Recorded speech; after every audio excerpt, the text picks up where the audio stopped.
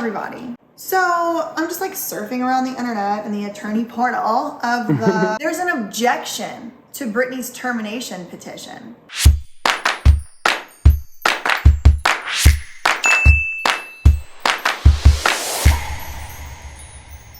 So the people filing it are completely unsurprisingly Jodi's lawyer, Lorianne, who always wants to seal everything. Now she's objecting to the termination petition. And Justin Gold, who is the former or whatever temporary conservator of Britney's estate. So conservator of estate, conservator of person, joining forces together to object to ending the conservatorship. So I haven't read this document. I literally am just doing it right now. Joint objections from Jodi Montgomery and John Zabel to Jamie's proposed order granting petition for termination.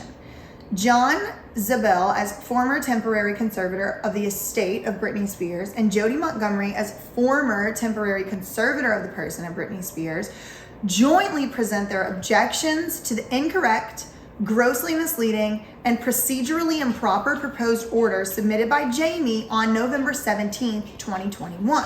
So we'll see. I don't know. I haven't read that because it was filed under seal to what I understand. The proposed order submitted by Jamie is misleading and inaccurate. So they have, the thing that's interesting that former in parentheses, like, is it an optional word? Like are they not the former conservators? Like why is that? Proposed order submitted by Jamie is misleading and inaccurate. Rather than accurately reflect the actual orders made by the court on November 12th, Jamie has submitted a proposed order riddled with misstatements. The conservatorship has indeed been terminated. Okay, good. And the limited administrative conditions subsequent, which Mr. Spears references, were clearly articulated at the hearing, such that any reasonable person present at the hearing would understand the limited issues that were left to wrap up. If you're confused about this condition subsequent thing, I did make a video about it in my going over the court notes from that day, so go watch that. Basically, the conservatorship was terminated on November 12th. There were a few like loose ends to wrap up having to do with Britney's trust, having to do with Britney's estate in general. And even within those issues, it was very limited what John Zabel was able to do. It was only supposed to be letting him get money from all these other business entities and put his arms around it and bring that money back into Britney's trust. That was the whole purpose. So the condition subsequent was like basically that and one other little thing. So which Jamie references were clearly articulated at the hearing such that any reasonable person present at the hearing would understand the limited issues that were left to wrap up. Mr. Spears, the disgraced, suspended former conservator who continues to improperly seek to bolster his reputation at his daughter's expense, has shown that he's not such a reasonable person. I really do not like Jodi Montgomery, nor do I really appreciate her lawyer's tactics or her filing. But even a broken clock is right twice a day, so I will say that I definitely agree with this paragraph. The conservatorship has been terminated and Mr. Zabel has retained limited administrative powers that will be completed shortly. It became apparent after Jamie's ignominious but necessary and appropriate suspension. Why do they use these words? I don't really know what it means. I am a linguist, and half the stuff they say, I'm like, what? Why are you using that word? This is the same lawyer that uses the term virtually certain instead of possible, though. So, I mean, that would give you some indication of her writing style. It's like intentionally obtuse. It's like a lot of times people use these big words in order to make you feel stupid. I don't know what this word means, and I'm not stupid. She talks like a ACT question. This is a court filing, not an ACT test. Literally. Even an ACT test, I think it's stupid that they ask all those big words. Like, I never use those big words in my life, and I'm a linguist. I'm a lawyer. After Jamie's suspension of the toxic conservatorship, y'all were not calling this conservatorship toxic when you were the ones in charge and nobody wasn't checking up on y'all. Did she just call the conservatorship that she was a conservator over toxic? Wait, can you read that line one more time? It became apparent after Mr. Spears' ignominious but necessary and appropriate suspension of the toxic conservatorship he corrupted that because of his dilatory and disorganized production of files, which, this is all one sentence, which failed to include his communications concerning the alleged contemporaneous real-time eavesdropping on phones used by Ms. Spears via iCloud mirroring of those phones and placing an illicit, this is all one sentence, listening device in Ms. Spears' bedroom to capture intimate communications, including the failure to produce his communications, this is all one sentence, with his counsel as required under the Mueller and Stein cases, and A term of the prior trust requiring court approval for an amendment. Limited additional time was needed for the completion of administrative matters. Damn, hit it, Fergie. A term of the prior trust requiring court approval for an amendment. Limited additional time was needed for the completion of administrative matters.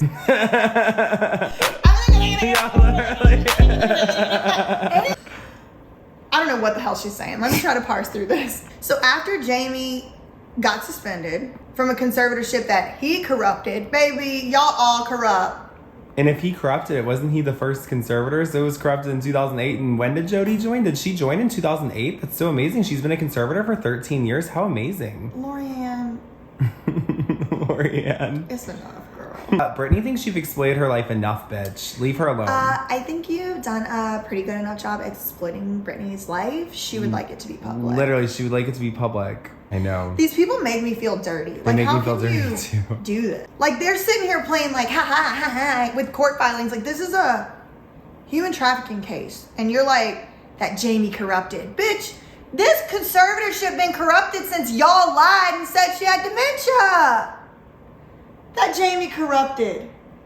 Like, we're still having to live in this make-believe land where this conservatorship was ever appropriate. Or created by Jamie Spears himself. Or created by Jamie Spears alone. Literally, yeah. Like, what in the world are they even like? Y'all were besties with all these conservators, high-fiving with Ingham in the courthouse. Oh, you again? Yeah. Okay, what is this bitch trying to say? It became apparent after Jamie got removed because of the conservatorship he corrupted, which I need to highlight that in pink, because honestly, girl. His crappy production of files, and they don't actually include any communication concerning his eavesdropping. So it became apparent. Lorianne, this is really bad. I hope you don't teach legal writing, because there's no reason that I shouldn't be able to decipher what in the hell you're saying in this sentence. Placing illegal and illicit, unallowed listening devices in Brittany's bedroom, failed to produce his communications with his lawyer as required under the law, and a term of the prior trust requiring court approval for an amendment. So they're all really upset that the trust requires court approval for an amendment, but I disagree. I think it's a great thing that Jamie was going to have to get court approval to amend Brittany's trust. Think about that. What would have happened if he would have never had to actually get court approval to do some of this stuff? I mean, what if they didn't need it?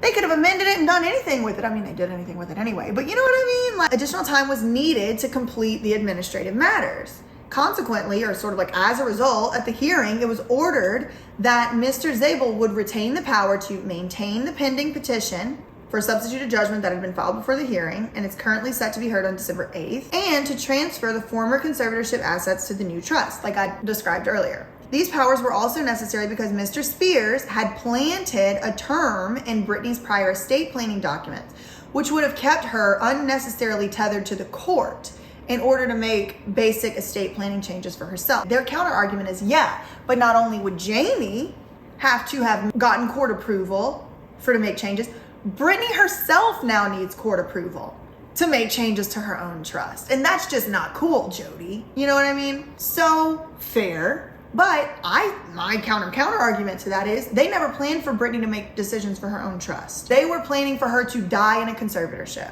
Whatever age that may be, that was the plan. Despite the fact that these limited administrative powers were expressly identified on the record in open court at the November 12th, 2021 hearing, Jamie falsely and nefariously suggests that there are other conditions subsequent. So basically, there was these two very limited things that needed to be done for the conservatorship to be full strings attached and done. Now, Jamie's coming in documents we cannot read because they were filed under seal, and saying, no, there's some more stuff that needs to be done. And Jodi and John Zabel are saying, no, screw you, there's nothing else, just those two things, and we're gonna object to the order. I don't know what the order says because I haven't seen it, but let's see, maybe it's attached as an exhibit, we'll see. Despite Jamie's unsuccessful efforts to avoid his, again, ignominious Does she say again, or do you say again? She says it again. I'm not so sure.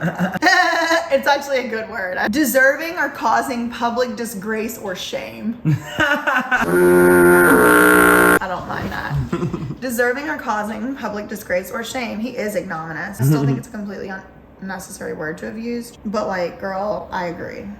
Despite his unsuccessful efforts to avoid his publicly shameful removal or suspension after his prior efforts to prolong the conservatorship for many years until his sudden, self-serving 180-degree reversal on September 7, 2021 that was actually designed to avoid his suspension and complying with discovery, the conservatorship has, of course, been terminated. B.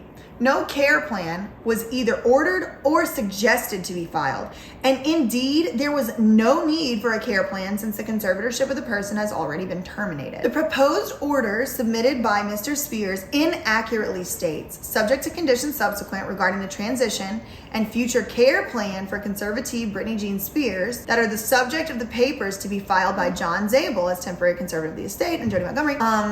Okay, it is granted. The point at issue here is this future care plan. It seems as though Jamie is saying that is a requirement to really fully have the conservatorship totally be dead and gone in the wind. Jodi is saying we don't need to do no care plan. That's not nothing we talked about. If you wanted to talk about a care plan, why didn't you bring it up in court? Is basically what Jodi and John Zabel are saying. The sentence is incorrect for numerous reasons. First, as explained above, and as the record demonstrates, there is no condition concerning a care plan. Rather, the conditions subsequent are administrative only and concern the petition for substituted judgment and estate planning. Second, there is no future care plan. No such document exists. Third, and a minor point, but Miss Montgomery was the temporary conservator of the person. The proposed order at paragraph 1 inaccurately describes her as conservator of the person. Y'all spent money charging Brittany's estate to type that sentence. Jamie called her the conservator of the person and they corrected it. She was the temporary and put it in bold, italics, and underline.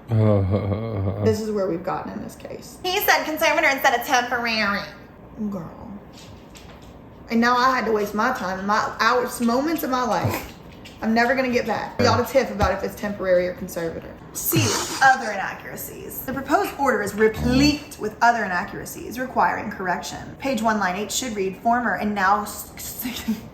Wait, they're still talking about this? This is ridiculous. Page 1, line 8 should read former and now suspended co-conservator for accuracy and completeness. Page 1, lines 21 through 22. Item 2 must be stricken as inaccurate. The court made no such finding that Mr. Spears' self-serving petition was true and correct. I'm not about to read every one of these bullet points.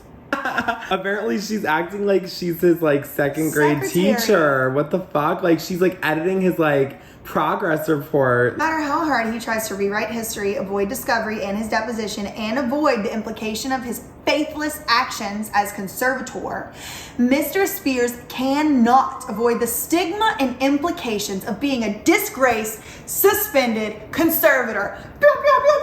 Wah, wah, wah, wah. Also inaccurately states that Jodi's motion to seal the termination is set for December 8th. Oh, is it not set for December 8th? Okay, another inaccuracy omits the petition for fees and costs filed by Miss Montgomery. So Miss Montgomery wants to make sure that her fees and costs are in there because she's not going to do nothing pro bono.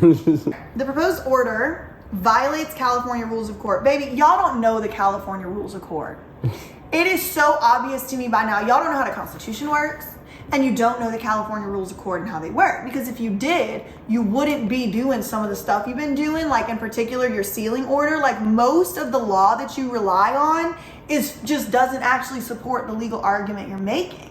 And so either you're intentionally lying, which I hope that you're not, or you just don't understand how the law works. So all this, what I'm about to read right here, I'm already it's suspicious. That's suspicious. That's suspicious.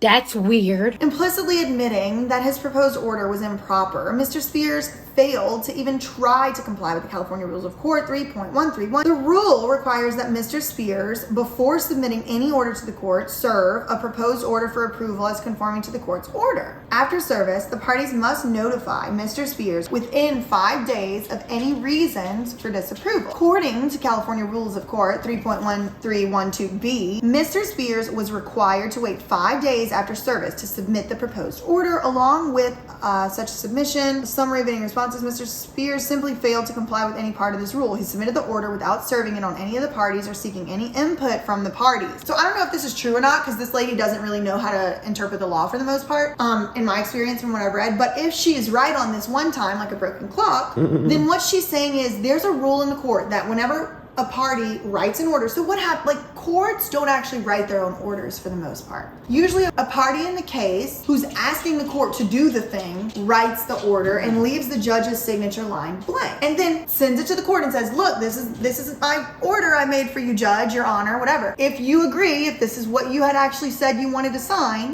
it, put your stamp, and make it on the docket. But here, what Lorianne is saying is Jamie, through his attorney Alex Weingarten, just submitted it straight to the court and didn't go through this like submitting it to the other parties stuff that he was supposed to do. You're supposed to do it 5 days, let them see if they have any input, let the court see if they have any input, something like that. And so Jodi's lawyer is saying he didn't follow any of the necessary rules. He's just throwing this thing in the last second, trying to sneak in some lies under the rug. Oh. And here's all the lies. So we object to that. So, I mean, I guess if this is true, then I don't mind the objection, because I do want the termination order to be exactly proper and to be exactly true. Because listen, my God is the truth, okay? I want everything dots, I's dotted, T's crossed, glitter frosted. I want it to be frosted. I want it to be right. I don't find Jodi nor her lawyer to be trustworthy. But they did file this under penalty of perjury, and the first person who did sign it was John Zabel's lawyer. And I don't have any reason to believe he's bad yet. So, you know, I'll keep an open mind. And then it's just the certificate of service. There was another like 300 page thing filed, but I think for the purposes of this video, that's enough footage and we should wrap it up. So yeah, my takeaways, TLDR, if we take the attorney for this guy, John Zabel, the forensic accountant, if we take him for his word, then Jamie and his lawyer just lied in the order to terminate the conservatorship. And they were the ones who were tasked with actually writing the order. So it seems as though they're just, you know, Justin Gold and Lorianne Wright are trying to make sure that the order is accurate and appropriate. So I'm gonna give them the benefit of the doubt for right now. I have no way to know what Jamie said in that thing. I'm gonna go look again, make sure I'm not missing it somewhere, but I don't think we actually have that available to the public. I'll go look. Yeah. I'll go look. I might be just lying right now, so I'll go double check. But yeah, I mean, it's less scary than I originally thought. Like, I was coming in guns blazing, ready to go, ready to fight, ready to go to battle, war, whatever. But if they're telling the truth, which I have no reason to believe that they necessarily are, but I have no reason to believe that John Gold isn't, then I agree with them, and it should be an appropriate, accurate, and truthful order to terminate the conservatorship. So I'll keep my eyes peeled on the attorney portal and keep y'all updated as we go. Facts ain't defamation. Love you, mean it. Okay, bye.